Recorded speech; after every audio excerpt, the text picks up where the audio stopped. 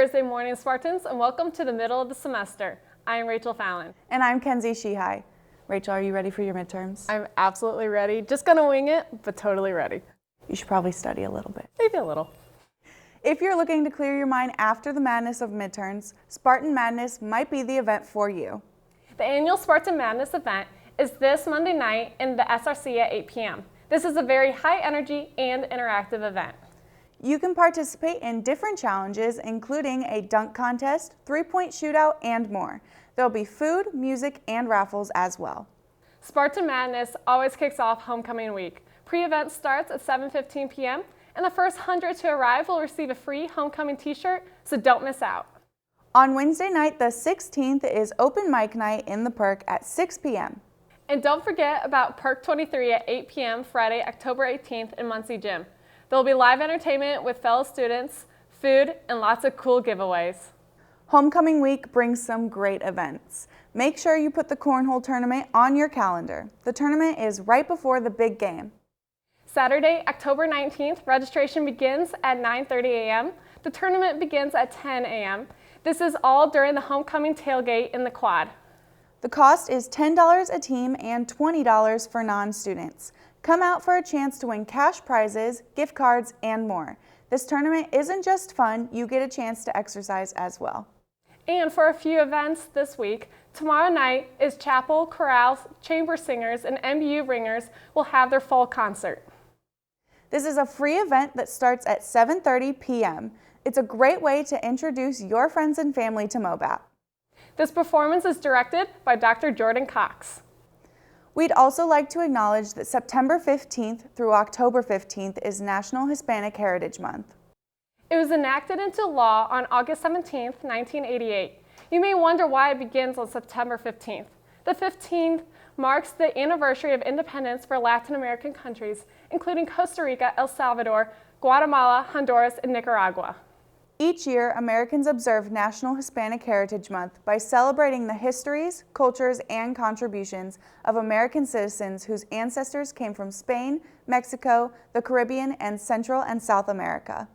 And here's Colin with sports. Thanks, ladies. It was a busy weekend around campus with Spartan athletics. So let's jump right into the pitch. The women's soccer team competed over the weekend against Central Baptist. At halftime, the Spartans were up 2-0. The success continued in the second half as the Spartans erupted for 4 goals. As the final horn sounded, the score was 6-0 Spartans. MBU outshot the Mustangs 22-6, and freshman Maddie Mrazek tallied 2 goals in the win. The women's volleyball team went into a tough matchup with number 6 ranked Park University on the road. The game went quicker than the Spartans would have liked. Their 18-game win streak was snapped in 3 straight sets. MBU looks to get back on track this weekend as they make the trip to Arkansas for 2 games. They return home on Tuesday as they face Maryville University. Let's knock our neighbor right down Conway off. Now make sure to pack the SRC and make some noise. The story of the season so far for women's cross country has been a different runner stepping up every single meet. This weekend was no different. It was Alyssa Jaxie. She was a lone Spartan to finish in the top 10. She beat her record by nearly 50 seconds. MBU had a total of 3 individual finishes in the top 30. As a team, they finished 3rd overall. Congrats, ladies, on an awesome meet. Now to the gridiron. Football has struggled nearly in the first half of every game. This was no different. They fell behind quickly 21-0. Just before the half, star receiver Isaiah King stepped on a defender, made a move, and stepped into the end zone to cut the lead down to 21-7 at halftime. The Spartans' defense came out stingy in the second half, only allowing 1 more score. But that was 1 too many as MBU only scored 1 more time to make the final score 28-13.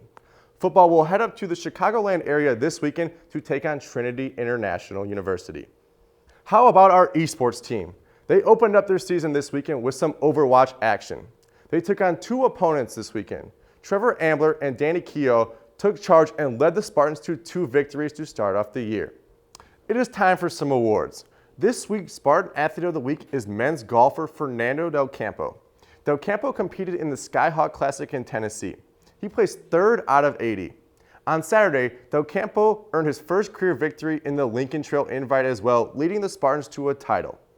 That is it for sports. Signing off, I am Colin Baillie. Back to you, ladies. Don't forget, the following week is homecoming week.